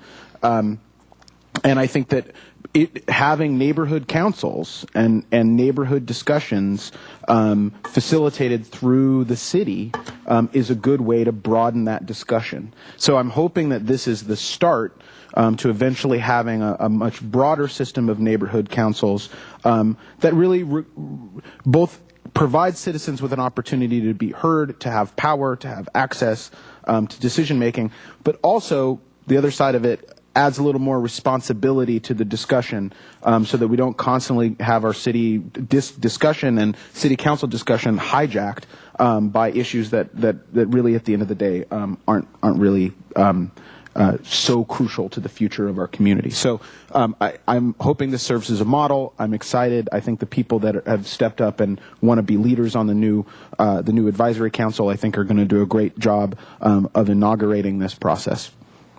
Thank you very much. I totally agree. I think this is very exciting, and I have to commend the subcommittee for all their hard work and thank them for all their hard work. And this is a great document, and it's a great beginning, and I feel that the subcommittee's made our work a lot easier by the depth of the thoughtfulness that went into formulating this new council.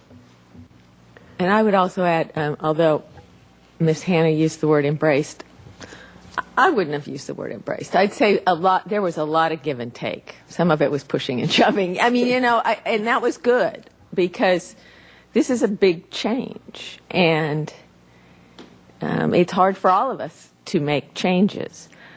But I do see this as a growth, and I speak from having spent 8 years on the Lower West Side Advisory Committee, not from, sitting up here and knowing what it's really, to me, so important that we join together, that we as adults quit being East Side, West Side, that we as adults start working together to better our community in total. And that's what the leadership is going to be saying that, and that's very, very important. It isn't going to be a smooth trip. And one of the things that we talked about a lot is we will have a resolution, and we will be tweaking it all the time. And we should be. It should be a living, breathing, growing thing. So those were very good meetings. We kept going forward. I guess that's the most important part of it. A few times we got stuck, and I think I will say that the mayor did help us push through some of those. That was very helpful. And I'm looking forward to watching the growth on this, and I think it's going to better the whole city. I do think, I hear what Commissioner Larimore Hall says, and I agree. I just still think we have some neighborhoods that they're growing into their voice. Let's put it that way. So we're nurturing that growth, and then maybe we can expand to the entire city later, but we need to nurture that voice right now. So that's why he ended up being a voice of one at times. But it was very good, and so I appreciate it. Mr. Burns? I'm not sure who could answer this best, but just from a perspective right now with the three community centers, each of them have a city council rep and a park and rec rep. So we're going from potentially 3 and 3 to just 1 and 1. And did we consider maybe having 2 city council members representing it and 2 park and rec commissioners? Just as a thought. Chair Wiscombe and Commissioner Burns, I don't think we floated that idea. So that was something new that we didn't talk about at subcommittee. Mr. Ferrara. Thank you. I want to just look out here and thank Anna and Elvira for, we were 3 of there was a working subcommittee that began on this even before the subcommittee got involved. And when we first started, there was the 3 of us and about 3 more, or 5 more. We didn't know at first where we're going. Where are we supposed to go with this? and what is it going to be? And I just want to thank the working subcommittee, our subcommittee that we had that's worked on it. And it's just been a real experience, a learning experience for me on how city government works and how the community can work and how people can come together who live within a community, different sections of the community, and bring it together. As Ms. Longstreet was saying, it doesn't need to be West Side, East Side, and such. It's Santa Barbara. And, I'm just so excited about that. And one thought I have, too, is that this is going to take some time to put together. We're going to be discussing membership and so forth in a bit to come. But my thought is that we need to continue and have a consistency with the the advisory committees we have now, we can call them subcommittees at this point, but there's folks who've been on the east side, folks who've been on the west side, committee members and so forth who still are, and there's still these very big concerns for those different areas, and we can't let any time pass where we're making the switch. You know, I think we have to put together those subcommittees right away and let those continue while we're putting together the council and the membership of the council so that we don't miss a step on that. Thank you, Mr. Ferrara. Any other comments on this? Okay. Do we need a motion to accept? Well, I think Ms. Hanna had an idea, and that was to proceed with Part 2 of this, which is, or 6B, which is provide recommendation to the City Council on how to proceed with the council recruitment. So I think Ms. Hanna wants to go through that, and then just in case there's anything that comes out of that that maybe changes Part A, okay, we can do that. So I'll turn it back to Ms. Hanna. Thank you. So we looked at the current status of all of the memberships at the individual advisory, community center advisory committees. I asked, or another staff person asked, whether they were willing to go on. And the outcome of that was that there are currently 8 vacancies, so it nicely scales down from 21 to 13.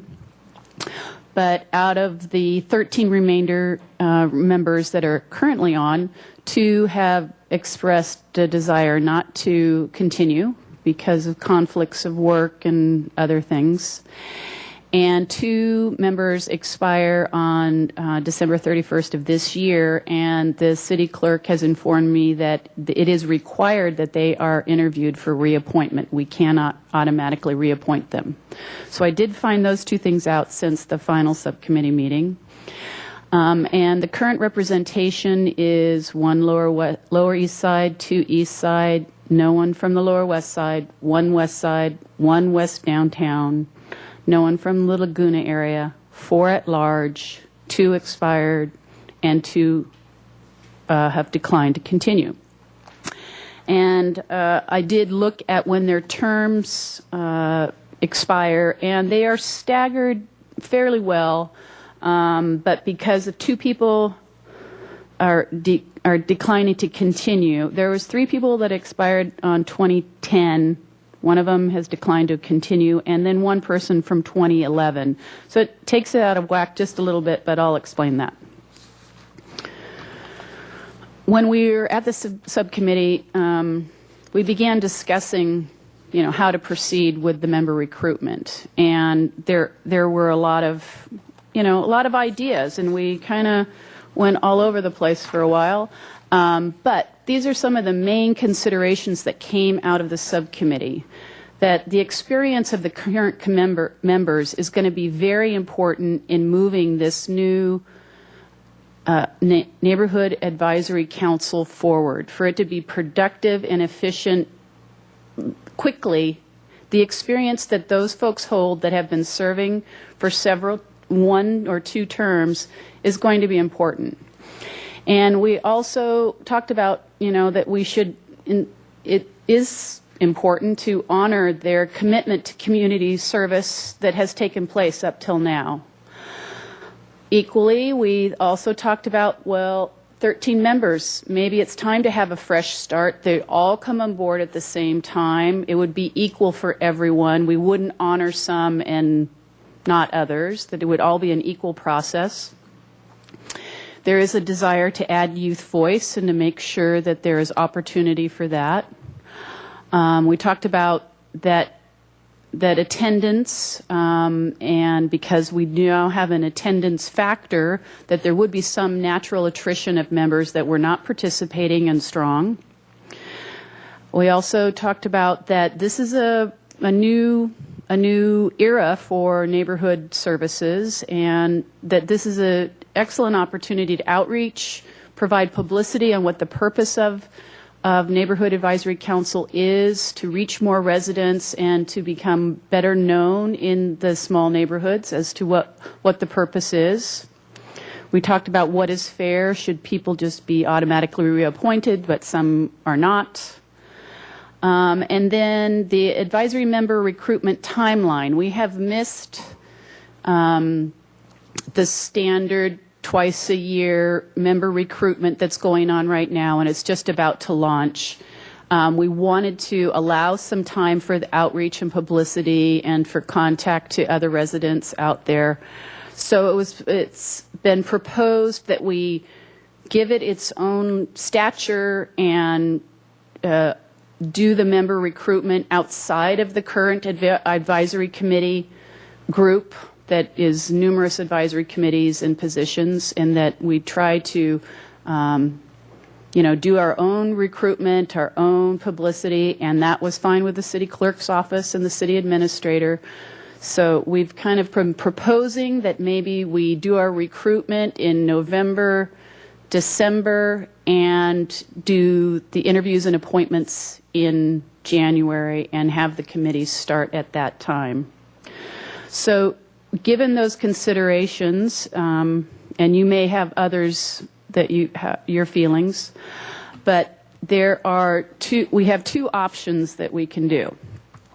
We can conduct the application and interview process for all 13 members, then do a lottery to stagger both the terms and the member representation. So if you had 3 folks appointed from the west side, you would want to stagger their terms on the committee. So you would have to look at that as well. Or we could conduct an application and interview process for just the 4 vacancies, the 2 that expire and the 2 that have declined to continue. And then because those 4 vacancies would all, if appointed for 4-year terms, would all expire in 4 years, it would kind of put our term expirations, not so staggered. So it would change to 2 expiring in 2011, 4 in 2012, 3 in 2013, and 4 in 2014. So my thought is, and we don't have to follow this, but that 1 member be selected to expire next year. So then it would go 3, 4, 3, 3 instead of 2, 4, 3, 4. But there is always going to be 1 year that 4 members expire. But we were looking to try to do, 3s and 4s kind of thing. So you may not agree or disagree with that, but that was a thought. And then as part of that, so we would fill the 4 vacancies and extend the current 9 members to extend to their current term expiration dates. And that also is where they would represent is what I went over before, but it also is listed on attachment 2 as to how they play out right now. Okay. Thank you, Ms. Hanna. I feel that this is probably a good opportunity, since there are several commissioners here who were on the subcommittee, since we have 2 options before us, perhaps they can give their thoughts on it. Yes, Mr. Farrar. I'll go ahead. My thought on these options, I think that experience is so important, especially as we start out with a new council here. And we do stagger terms on committees so that we have that continuing experience on a regular basis. I would suggest that maybe we could, instead of 9, we go with 6 current members, keep them on there, 2 from the 3 centers. And if there's 3 others, it doesn't mean that they can, are not going to be doing. They can serve on the subcommittees. Maybe if they're on the east side, they can remain on the subcommittees for the east side for that center. But and in other areas too. But I think this experience is extremely important, and I think instead of 9, maybe 6, that would leave the remaining positions for new people to come in, for new voices to come in. That's just my opinion on it, because I know that I wouldn't have, even with the, when I first started on the Lower West Side Advisory Committee, if Elvira wasn't there, or a couple other people, I would have been totally lost. I wouldn't have known what to do. And, I can see that possibility with a brand new crew, bringing them on, and nobody there with any experience to help guide the process. Maybe folks that are going to be appointed may have been on other committees and advisory committees and such, but maybe they don't know the issues that some of the folks who've been on the advisory committees in the 3 sections have for so long been on. I mean, that experience and knowledge of those issues and concerns is invaluable, and we need to, in my opinion, we need to keep it. Ms. Longstreet. I will agree with Commissioner Farrar that experience is very important, and we have a commitment from the people that served on the subcommittee. Those are the ones that I know who are familiar with this, to continue. And I think that the members in the audience will agree. They plan to continue. My thought, though, is that we do complete reappointment. When we do this, every one of our currently serving members receives a letter from us that says, we want you to apply, and an application, followed up by staff, because we want those people back. But we also want a recruitment that opens this up as what it is. So my anticipation, and the word I would send up to council who will make these appointments, is that we want the experience appointed, but that we want everybody to start on our Neighborhood and Outreach Services Committee together. This is a group that's going to go forward. So I honor that experience, and I want it there, and I want us to recruit that experience. But I also want this to have a good push coming out the door. I want us to be on Channel 18. I want us to be in the paper. I want this to be important, because I do think it is. So I want, if 20 people apply, I want to capture those 7 that we don't use on the Neighborhood and Outreach Services into the subcommittee. So no one to me will ever be turned away from working on this group. It's far too important, and there's too many places, and I believe that it was the commitment of everybody who worked on the subcommittee to be inclusionary, to make sure that we get as much as we can going. So I agree with what you're saying, and the idea of 6, I don't want to tell someone I don't want to have to pick of the 6 people, like 2 of them who are currently serving that have to reapply, that wouldn't have to. We either have to go to me with applying, just taking the 13 over, or 11, or we go and say, please come back, and sincerely mean it. So I would lean towards a clean slate, and I want all the publicity that we can get to get this off and going. Okay, and then Ms. Longstreet, so would you have a lottery system then for staggering the terms with the clean slate? I think we'd have to. We'd have to do that, but that could then be handled the best. The one thing is, once you're involved at that level, you don't go away because you have to reapply. You go away because your interests change. Right. It's not that isn't an issue. If you're not interested enough to reapply in a clean slate process, then you're probably not interested enough. And I think, the feeling I got is everybody's interested in seeing this go forward. Mr. Larimore-Ho, the vote of 1. Yes.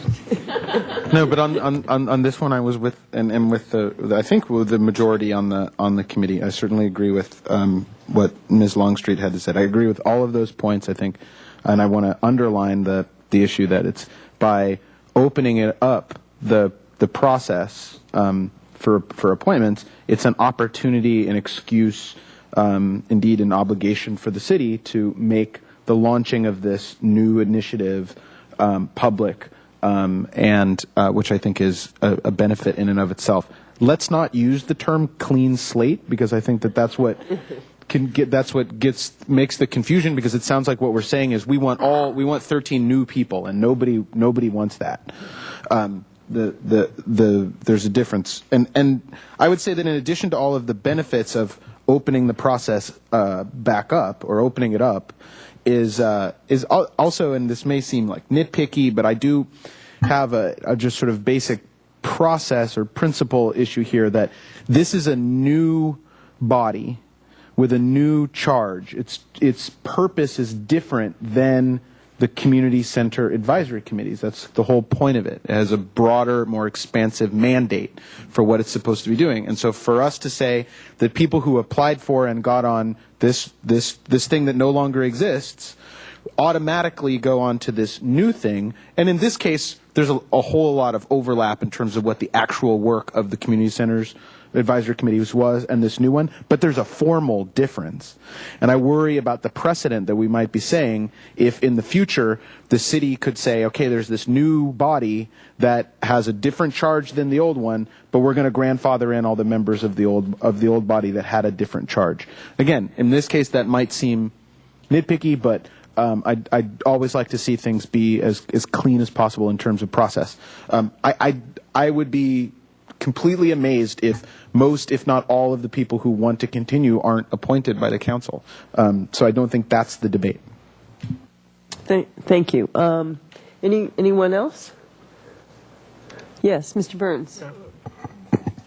Just a comment. Trying to be efficient sometimes isn't the most political thing to do, but if we're really thinking that the existing members are planning to be reappointed, why go through the process to reappoint them if we're trying to get the experience, and if we're saying we want these people to reapply, why make the work that much more difficult for them?